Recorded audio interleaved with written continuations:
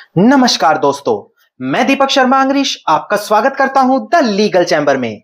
अब दोस्तों, आज की वीडियो में मैं एक ऐसा कानूनी प्रावधान, इसके अलावा उसी कानूनी प्रावधान से संबंधित माननीय सर्वोच्च न्यायालय यानी कि ऑनरेबल सुप्रीम कोर्ट का एक काफी बड़ा फैसला बताने वाला। और यकीन माने, अगर आप लोगों ने आज की वीडियो बड़ी ध्यान से देखी तो आपके खिलाफ जो कोर्ट केस किए गए हैं उसको आप शुरू में ही खत्म करा सकते हैं। आपको केस लड़ने की जरूरत नहीं है, आपको गवाह पेश करने की जरूरत नहीं है, आपको एविडेंस लाने की जरूरत नहीं है, आपको फाइनल आर्ग्यूमेंट्स करने की जरूरत नहीं है। आप उसी केस को जो आपके ऊपर लगाया गया है शुरू में ही खत्म करा पाएंगे। अब लोगों का कहना होता है, सर ये सुनी सुनाई बातें हैं। ऐसा कुछ नहीं होता। पर मैं आपको बताऊं, अगर आपको यह लग रहा है कि ये सुनी सुनाई बातें हैं तो इन्हीं बातों में कानूनी प्रावधान में डिस्प्ले पर दिखाकर बताऊंगा, ताकि आपको यह पता लगे कि हां, कानून में ऐसा होता है और ऐसा हो चुका है। उससे संबंधित सुप्रीम कोर्ट की बड़ी जजमेंट में लेकर आया हूं। मतलब आपको हर एक चीज का एविडेंस मैं वीडियो में दिखाने वाला हूं। अब दोस्तों, अगर आप लोगों को हमारी ये वीडियोस अच्छी लगती हैं, अगर आप लोगों को लीगल चैंबर टीम से किए गए एफर्ट्स अच्छे लगते हैं, तो बिल्कुल छोटा सा अनुरोध है, वीडियो को तुरंत लाइक करें और कमेंट सेक्शन में जरूर लिखें कि देश और दुनिया के किस कोने से आप हमारी वीडियोस देख रहे हैं। तो चलिए दोस्तों, अब आज की इस वीडियो को हम ज्यादा लंबा ना करते हुए आज की इस वीडियो को स्टार्ट करते हैं।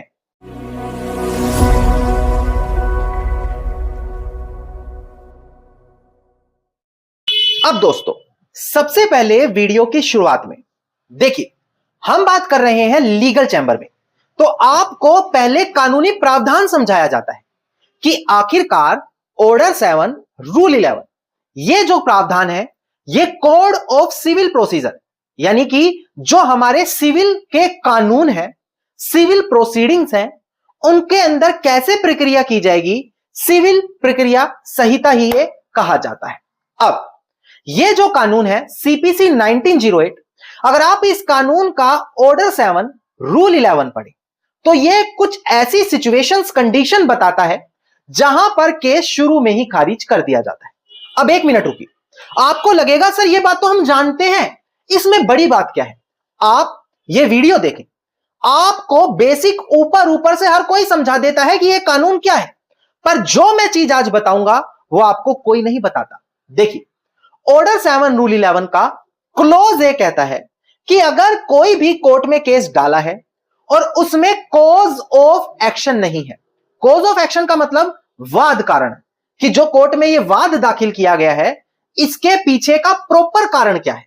अगर वो वाद कारण उस दावे में नहीं है तो आप उस केस को शुरू में खारिज करा सकते हैं। और यही सबसे बड़ा रामबाण आप लोगों के लिए साबित होगा। कैसे होगा वो भी बताऊंगा, 2 मिनट रुके। अब क्लोज ए के बाद बात आती है क्लोज बी और क्लोज सी की।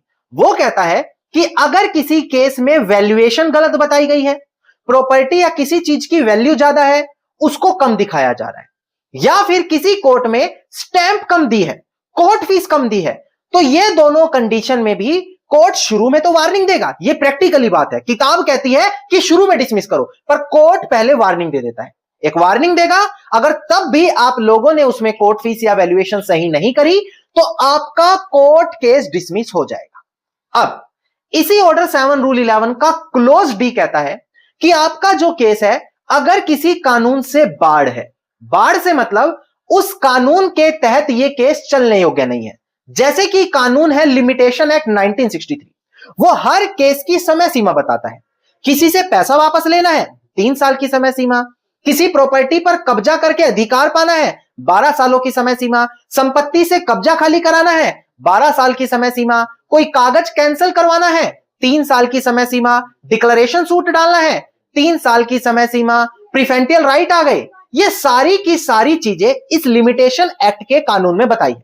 और अगर आप जो वो केस डाल रहे हैं इस कानून के तहत समय निकल चुका है, यानी कि बाढ़ हो चुका है लिमिटेशन एक्ट के तहत, तो आपका केस शुरू में डिसमिस हो जाएगा। यह सिर्फ एक कानून है लिमिटेशन एक्ट, ऐसे कितने कानून हैं।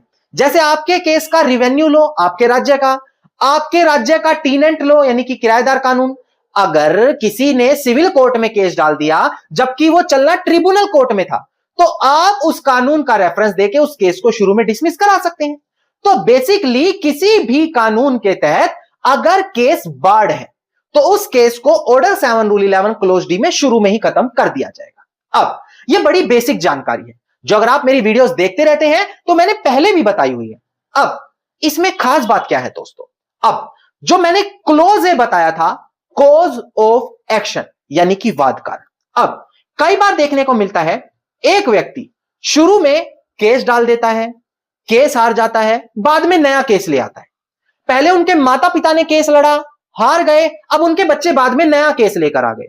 बेसिकली क्या होता है दोस्तों, ऐसे कानून में रेस जुडिकाटा का प्रावधान लागू होता है। रेस जुडिकाटा मतलब सेक्शन 11 सीपीसी 1908। पर सबसे खतरनाक चीज यह है कि अगर आप रेस जुडिकाटा क्लेम करेंगे तो आपका केस शुरू में खत्म नहीं होगा, पूरा केस लड़ना पड़ेगा, तब जाकर आखिर में कोर्ट तय करेगा क्या रेस जुडिकाटा लगता है या नहीं।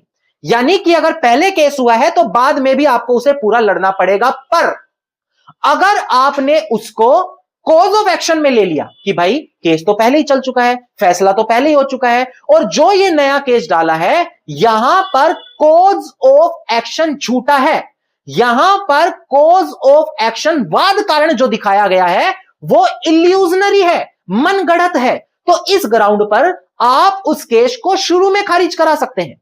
मतलब कि वाद कारण अगर झूठा हो, वाद कारण लिखा ना हो, वाद कारण इल्यूजनरी हो, मनगढ़ंत हो, तो हर केस में उस केस को शुरू में खारिज कराया जा सकता है। अब क्या आपकी स्थिति में ऐसा होगा या नहीं होगा, क्या आपकी स्थिति से संबंधित पहले ऐसा हो चुका है या नहीं हो चुका है, इसके लिए आपको जजमेंट्स लगती हैं। जी हां, आपको जजमेंट की रिक्वायरमेंट होती है। क्या आपके केस में ऐसा हो चुका है, या फिर किसी अच्छे एडवोकेट से सलाह लेनी होती है। अब मैं आपको बता दूं दोस्तों, चाहे आज मैंने आपको रेस जुडिकाटा समझाया है, ऑर्डर 7 रूल 11 में सारा समझाया, cause of action, barred by law, valuation, stamp duty, इन सभी कानूनी प्रावधानों पर और इससे संबंधित कई और ऐसे कानून हैं जैसे ऑर्डर 12 रूल 6, केस शुरू में ही खत्म हो जाता है। वो कैसे होगा उसके लिए एक सेपरेट वीडियो लेकर आ जाऊंगा। पर मैं आपको बता दूं, ऐसे अनेकों कानूनी प्रावधान हैं जहां पर कोर्ट खुद फैसला दे चुका है कि केस आगे नहीं चलाया जाएगा, इसका शुरू में ही निर्णय दिया जाएगा, पर आप लोगों तक कभी यह जजमेंट नहीं आ पाई। इसीलिए आपको लगता है ये सारी बातें झूठी हैं, ऐसा नहीं होता। जबकि दोस्तों आपको मैं बताऊं, आगे मैं एक जजमेंट बताऊंगा भी, उसमें ऐसा हुआ है। पर लीगल चैंबर आप लोगों के लिए एक व्हाट्सएप ग्रुप लेकर आया है। जी हां, उस ग्रुप का नाम है वीआईपी व्हाट्सएप ग्रुप। अब गौर करने वाली बात यह है कि मात्र कुछ दिनों में ही इस ग्रुप के अंदर 690 से अधिक लोग जुड़ चुके हैं। जी हां, इससे आप पता लगा सकते हैं कि कितना ज्यादा लोकप्रिय यह ग्रुप लोगों में हो गया है। अब इसी ग्रुप में आपको लेटेस्ट जजमेंट, उसकी पीडीएफ कॉपी और एक्सप्लेनेशन, यानी कि आपको आपके केस से संबंधित लेटेस्ट जजमेंट और जानने के लिए जजमेंट्स यहां मिलेंगी, लैंडमार्क जजमेंट आपको यहां मिलेंगी, बेसिक कानून जो पता होने अनिवार्य है, जीवन में जरूरी है, वो आपको इस ग्रुप में मिलेंगे। इसके अलावा अगर आप किसी खुद के लॉ पॉइंट पर जजमेंट पाना चाहते हैं तो हमें कानून बताएं, प्रावधान बताएं, लीगल चैंबर आपको जजमेंट सर्च करके देगा। और ये सारी की सारी चीजें सिर्फ इसी एक ग्रुप में अवेलेबल कराई जाती हैं। अब दोस्तों इसी ग्रुप में आपको यकीन करना होगा, एडवोकेट्स भी हैं, लॉ स्टूडेंट भी हैं, वो व्यक्ति हैं जिनका कोर्ट में केस चल रहा है, परेशान है, जजमेंट यहां से मिल रही है उनको, या वो भी हैं जो कानून के बारे में और जानना चाहते हैं। इसीलिए यह ग्रुप इतना लोकप्रिय है। और यकीन माने, मार्च के महीने में एक स्पेशल ऑफर चल रहा है। वो क्या है कि पहले जो इस ग्रुप को ज्वाइन करता था उसको 1000 रुपए में पूरा 1 साल फ्री मिलता था। पर अब स्पेशल ऑफर यह है जो जल्दी खत्म होने वाला है, मार्च ही खत्म होने वाला है। तो ऑफर क्या करेगा कि 1000 रुपए में लाइफ टाइम ग्रुप फ्री मिलेगा। जी हां दोस्तों, उसी 1000 रुपए में आपको 1, 2, 3, 4 साल नहीं, लाइफ टाइम ये ग्रुप फ्री हो रहा है। और सबसे बड़ी बात, जल्द ही अब ऑफर खत्म हो जाएगा। होली के टाइम ऑफर शुरू हुआ था। अगर आपको यकीन नहीं है, मेरी बात पर यकीन मत करो, पुरानी वीडियोस में जाओ और देखो, ऐसा कोई ऑफर नहीं था। ये होली के टाइम ऑफर आया है, अब मार्च ही खत्म होने वाला है और होली भी ऑफर भी खत्म होने वाला है।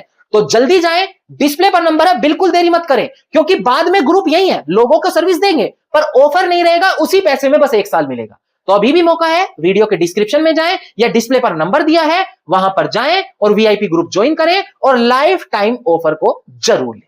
चलिए, जो मैंने आज आपको जानकारी दी, अब उससे संबंधित जजमेंट मैं आपको डिस्प्ले पर दिखाकर क्लियर करूं।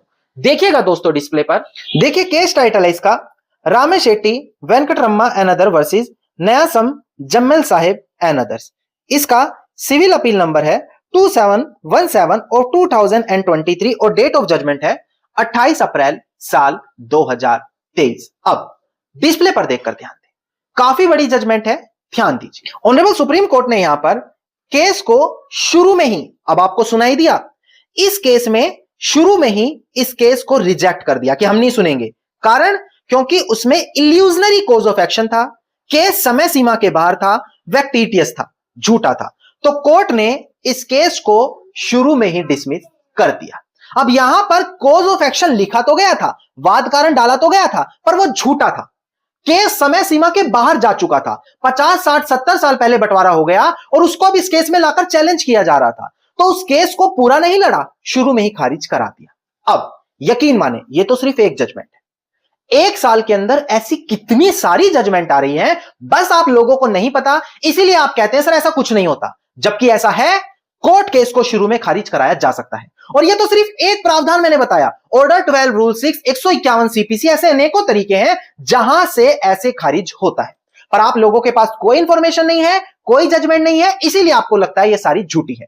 अब अगर आपको उनसे संबंधित भी जजमेंट चाहिए तो वीआईपी व्हाट्सएप ग्रुप ज्वाइन करें, वहां पर यह जानकारी आप लोगों को दे दी जाती है, आपको इधर उधर भटकना नहीं पड़ता। धन्यवाद दोस्तों, उम्मीद करता हूं वीडियो में मिली जानकारी आप लोगों के लिए बेहद ज्यादा लाभदायक साबित होगी। अगर वीडियो में मिली जानकारी आपको अच्छी लगी तो वीडियो को लाइक, शेयर और कमेंट जरूर करें। और सबसे बड़ी बात, लाइफ टाइम ऑफर खत्म होने वाला है, समय से जाकर वीआईपी ग्रुप जरूर ज्वाइन करें और रोजाना इसी प्रकार की वीडियोस देखने के लिए लीगल चैंबर को जरूर फॉलो करें, सब्सक्राइब करें।